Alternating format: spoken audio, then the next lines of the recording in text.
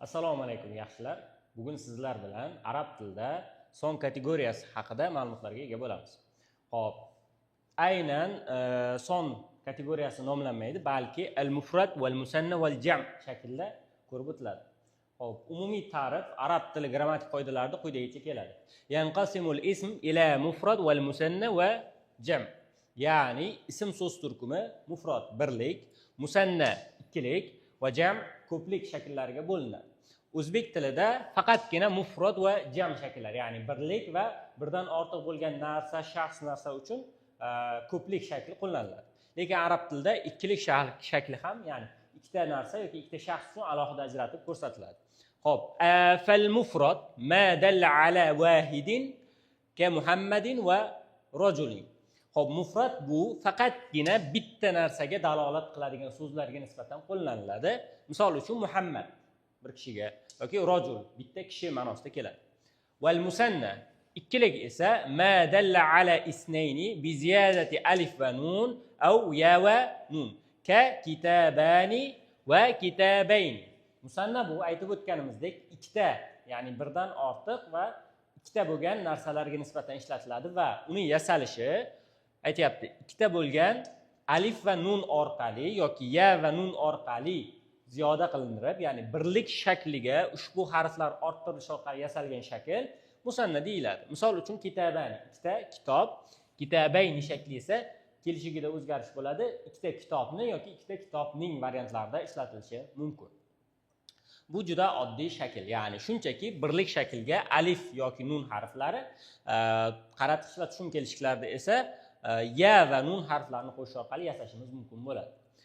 Uchinchi qism val jam.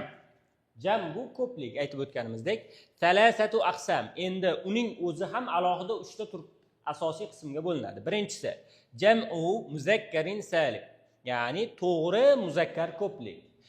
Bu haqda hozir batafsil to'xtalib o'tamiz.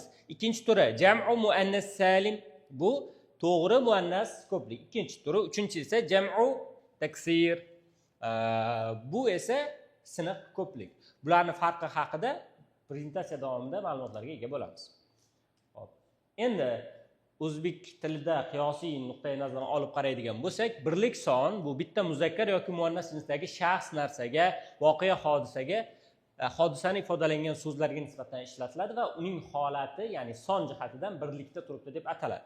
Misol uchun darsun bitta muzakkar, tolibun bitta muzakkar, g'urfatun bitta muannas so'z, madrasatun bitta muannas so'z. Biz muzakkar va muannas tushunchalari haqida, ya'ni jins kategoriyasi haqida oldingi darslarimizda sizlar bilan suhbatlashgan edik. Bir qator takrorlab o'tish tavsiya etiladi. Hop.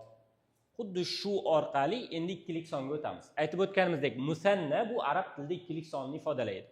Ikkita muzakkar yoki ikkita muannas jinsdagi shaxs narsani yoki voqea hodisani ifodalasa, u ikkilik sonda deyiladi. Uning yasalishi aytib o'tganimizdek, so'z oxirida birlikka alif va nun qo'shish orqali hosil qilinadi. Darusani ikkita dars, tolibani ikkita talaba.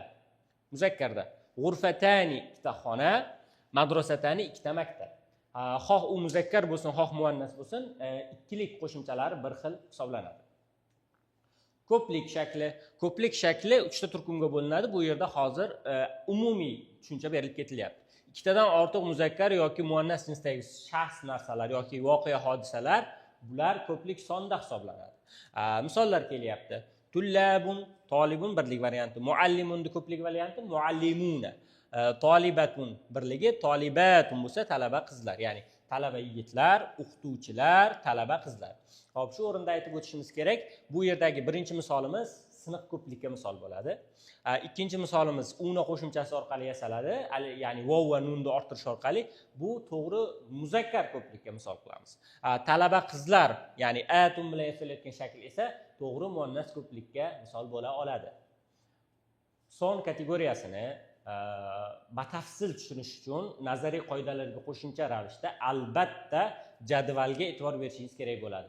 Bu jadval sizga qoidalarni tushunishga yana ham yordam beradi. Umumiy hisobda oladigan bo'lsak, arab tilida mufrad, musanna, jam haqida gap ketyapti. Mufrad bu birlik shakl. Aytib o'tganimizdek, bir kishi yoki bitta voqea yoki bitta narsaga nisbatan. Xo'p, unda hech qanday qo'shimcha bo'lmaydi. Ya'ni so'zlar yaxlit birlik shaklda mavjud. Birinchi misolda oladigan bo'lsak, kitabun bitta kitob, mudarrisun bitta o'qituvchi, mudarrisatun bitta o'qituvchi ayol. Endi ikkilik shakl aytdik. Ikkita narsa, shaxs yoki voqealarga nisbatan ishlatilishi mumkin. Bunda qo'shimchalar ikkita: alif va nun, ya va nun. Xo'p, xuddi shu birlik shaklidan yasayapmiz. Kitabani ikkita kitob. Mudarrisani ikkita o'qituvchi erkak kishiga nisbatan. Mudarrisatani ikkita o'qituvchi ayol, bu muannas isga nisbatan. Shunchaki birlik shaklga alif nun yoki ya va nunni qo'shib yasaymiz. Endi jam ko'plik haqida suhbatlashganda 3 ga bo'ldik. Taksir siniq, muzakkar salim to'g'ri muzakkar, muannas salim to'g'ri muannas ko'plik. Nega unaqa bo'ldi desa, ko'plikda eng birinchi qoida ba'zi so'zlar xuddi ingliz tilidagi noto'g'ri fe'llar singari shakl o'zgarish, ya'ni birlik shakl o'zgarib umumiy boshqa shakl hosil bo'lishi orqali yasaladigan ko'pliklarga nisbatan arablar jam'ut taksir, ya'ni sindirilgan ko'plik o'sha terminini ishlatishadi. E'tibor beramiz. Kitabun birligi, lekin ko'pligi kutubun. Unda qo'shimchalar bo'lmaydi, balki so'zni o'zagida o'zgarish hosil bo'ladi. Xo'p, endi bir so'zni oladigan bo'lsak, u yo to'g'ri ko'plik bo'lishi kerak, yo siniq ko'plik, yoki to'g'ri muzakkar yoki to'g'ri muannas. Ya'ni uchala qoidaga ham tushmaydi. Ya'ni shu uchalasidan bittasiga tegishli bo'ladi. Kitabun so'zi bizda taksir, ya'ni siniq ko'plikka tegishli hisoblanadi. Ikkinchisi muzakkar salim. Agarda biz shu o'rinda aytib o'tamiz, so'zlar siniq ko'plik ekanligini qayerdan bilamiz desak, har doim lug'atlarni, ya'ni ismlarni o'rganganda, lug'at ko'rganimizda e'tibor berishimiz kerak. Siniq ko'plik shakllari doim so'zlarning yonida j, ya'ni jam belgisi bilan berib ketiladi. Buni eslab qolish shart va lozim. Xo'p, endi agarda ushbu so'zimiz, biz o'rgangan so'zda siniq ko'plik bo'lmasa, ya'ni lug'atlarda unday shakl berilmaydi va biz keyingi shaklga o'tishga majbur bo'lamiz. Xo'p, demak, ikkinchi so'zni tahlil qiladigan bo'lsak, mudarrisun birligini yozdik, mudarrisani ikkili shaklga o'tkazdik. Endi esa uni lug'atda siniq ko'plik shakli mavjud emas. Nima qilamiz desa, birinchi muzakkar salim shartiga qo'yib ko'ramiz. Muzakkar salimning ikkita sharti bor. Birinchisi, u birlik varianti muzakkar so'z bo'lishi kerak. Ya'ni muannas so'zlarni biz muzakkar salimga o'tkaza olmaymiz. Ikkinchi sharti, u oqil so'z bo'lishi kerak. Ya'ni oqillar bu insonlarga dalolat qiladigan so'zlardir. Xuddi shu ikkita shartni topsak va u siniq ko'plik bo'lmasa, biz endi unga una yoki ina qo'shimchalarini qo'shib ko'plik shaklini hosil qilishimiz mumkin bo'ladi.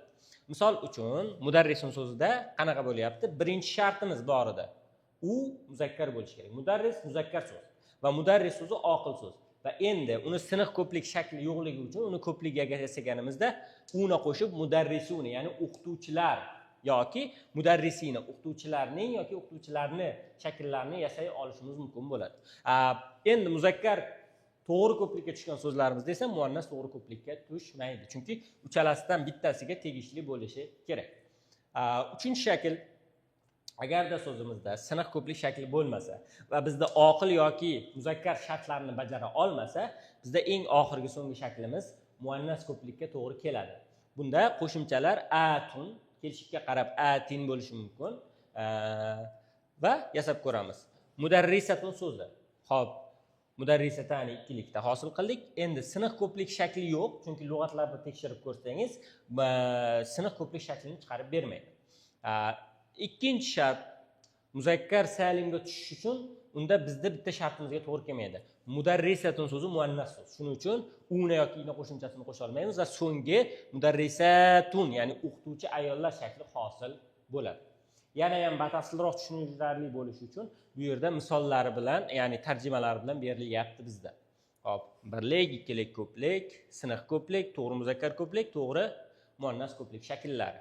Har birlarini tarjimalari bilan ko'rib olishingiz va yanada tushunarli bo'lishi uchun yozib olishingiz tavsiya etiladi. Son kategoriyasi haqida sizlarga aytmoqchi bo'lganlarimiz shulardan iborat.